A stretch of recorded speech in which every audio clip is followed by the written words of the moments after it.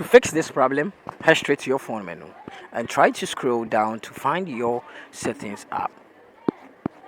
So when you find your settings app, just tap on it to open it. Now, when it gets to your settings, what you have to do is to tap on apps and notifications. So search for apps and notification and tap on it. On other device, you're going to see apps. It's all the same. Just tap on it. And when you get to this section, tap on see all apps. Now, wait for it to load, and after loading, you're going to see all your app listed over here. So what you have to do is to scroll down, and you are going to find your Twitter or app X account. So just search over here X.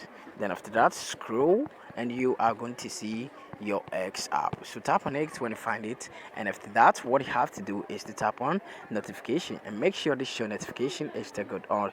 After that, tap on force stop. Then you tap on OK. Now tap on permissions and make sure every permission is allowed.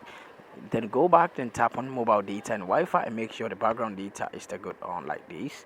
Now go back and tap on your storage and cache. Then you tap on the clear cache. Then after that, go back, and when you get back, what you have to do is to go to your Google Play Store app.